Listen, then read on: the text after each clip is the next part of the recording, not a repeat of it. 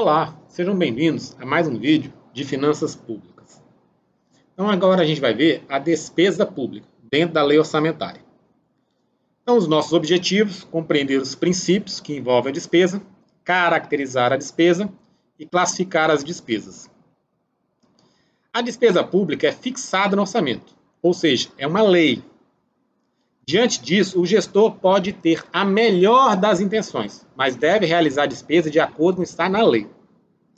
Aí o gestor olha para um lado, olha para o outro e pensa, eu não vou precisar comprar isso, então eu vou comprar outra coisa. Rapaz, esse gestor vai ter sérios problemas com o pessoal da Controladoria Geral da União, do Tribunal de Contas da União e o Poder Legislativo. Então, cumpra o que está na lei. Não tente mudar o que está previsto na lei. Tentar mudar a LOA não é algo fácil. Diante disso, temos o problema que é não deixar o crédito voltar. A gente vai ver isso aqui mais para frente. Mas o que diria o crédito voltar? O que seria isso? Para pensar. Quando você não realiza a despesa, o dinheiro sobra, porque não foi gasto. Então, o crédito voltar nada mais é que esse dinheiro voltar para o ente de origem. Tá? Aí o que acontece? Para não voltar o dinheiro, muitos gestores acabam realizando a despesa e às vezes não tem nem onde colocar aquilo que foi comprado. Fazer o quê? Coisas do serviço público. Semelhante às receitas, as despesas possuem duas categorias. Então, despesas correntes e despesas de capital. As despesas correntes são coisas do dia a dia, do órgão, da entidade, e geralmente a gente chama de despesas de custeio. São coisas corriqueiras, né? Pagamento de salário, pagamento de energia elétrica. Então, tudo isso aí que é para, digamos, fazer um ente funcionar, chama-se despesa corrente. As despesas correntes são necessárias, né? Imagina, salário, conta de energia, né? Conta de água, manutenção. Então, tudo isso aí é despesa corrente.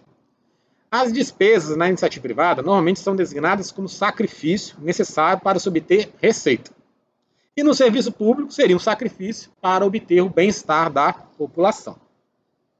Então aqui nós temos o conflito, teto de gastos. Então a gente não vai entrar nessa questão das despesas, quando se fala teto de gastos, porque isso aqui vai uma longa discussão, tá bom? Então a gente tem que lembrar que existe um teto, não se pode gastar demais. A gente já viu que as necessidades da população são muito maiores do que as possibilidades. As despesas de capital são, na verdade, sacrifícios que, de alguma forma, proporcionam um valor para a sociedade. E vamos parar a pensar. Num primeiro momento, você pode visualizar construção de praças, parques, ou seja, lazer, bem-estar social. Além disso, a gente vê gastos de infraestrutura, saneamento, que também são despesas necessárias. E, por fim, a gente pode pensar na aquisição de veículos, imóveis, empresas, que alteram de forma positiva o patrimônio do serviço público. Porque quando o agente público constrói uma praça, aquilo ali, de modo geral, não incorpora tanto assim no patrimônio líquido, porque aquilo ali não vai ser vendido nunca.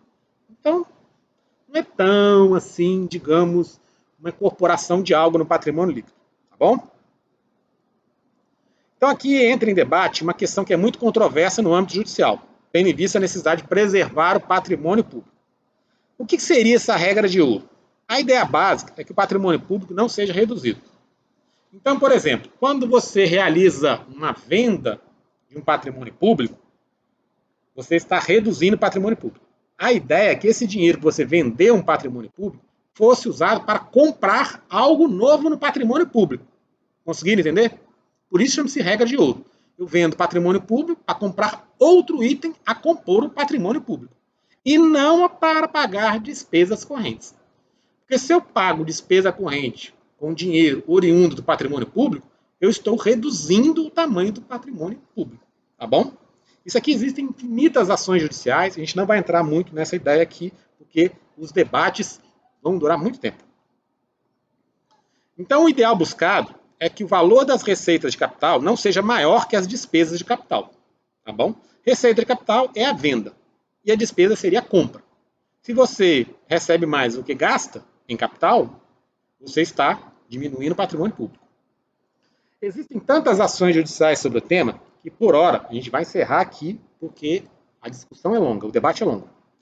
A regra é simples, não comprometer o patrimônio do ente, principalmente por meio de despesas correntes. É possível ainda observar que as despesas podem ser orçamentárias, extra-orçamentárias e intra-orçamentárias. Vamos dar atenção apenas à extra-orçamentária, pois as outras seguem o mesmo entendimento das receitas. Tá? As extra-orçamentárias são restituições de calções, seguros, retenções e cuidado, muito cuidado, isso aqui cai muito em prova, a questão do resto a pagar. A gente vai falar um vídeo só sobre isso, restos a pagar. Existe um tipo de despesa de capital bem interessante, que recebe o nome de inversão financeira. Esse conceito está associado a toda despesa do ente público que não importa na criação de algo novo. Por exemplo, aquisição de bens de capital que já existem, aumento de participação acionária em empresas já existentes, sem que isso aumente o importe, o capital social da empresa, ou seja, você não aumentou o capital social da empresa. Tá? Se você observar, você não está criando nada novo, você está só invertendo, por isso chama-se inversão financeira. As fases da despesa pública. A Lei 4.320, que você já leu, prevê 3 fases, embora a doutrina diga que são 4. Então, dependendo de quem te perguntar, segundo a lei, 3 fases. Segundo a doutrina, 4 fases. Então, na lei, empenho, liquidação e pagamento. Na doutrina, licitação, que seria uma espécie de previsão, empenho, liquidação e pagamento. Lembrando que a despesa pertence ao exercício que ela foi empenhada. Tá? Empenho é obrigatório. Não existe despesa sem empenho. Tá? Não existe. Isso cai em concurso público. A nota de empenho, que na verdade a nota de empenho, resumidamente, é um papel, onde estão descritas as informações do empenho, que é facultativa. Em alguns casos, tá? É uma decoreba, que a gente não vai citar aqui, que infelizmente, se você fazer uma prova, você tem que decorar. Lá na hora da prova você decora, passa 2 minutos, fez a prova e esquece. Tá? Então, resumo, não existe despesa sem empenho. Existe despesa sem nota de empenho. Quanto às demais fases, temos uma obrigação, exceto, tem que ficar sempre uma exceção, senão não tem graça, no caso da liquidação, onde o produto vendido é de difícil verificação. O que seria liquidação? É verificar se o que foi previsto no empenho realmente está sendo entregue. Agora, imagina bem você fazer liquidação de alimentação. Complicado, né? Não vai ser fácil. Então, o empenho é a garantia para o fornecedor que o valor será pago. Ou seja, é uma obrigação mútua, tanto para quem compra como para quem vende. E o dinheiro será pago depois da liquidação. Que é igual eu falei, a liquidação é a apuração do que foi contratado está igual ao que foi entregue. O empenho é obrigatório, dá segurança jurídica, tanto particular como para o ente público. E se for pequeno de valor, pequeno objeto, também tem empenho. Tá? Infelizmente, é lei. A gente termina aqui. Muito assunto ainda para falar sobre despesa. Não esgoto o assunto nesse vídeo. Qualquer dúvida, coloquem nos comentários, que a gente responde assim que possível. Muito obrigado, um abraço e até o próximo. Tchau, tchau.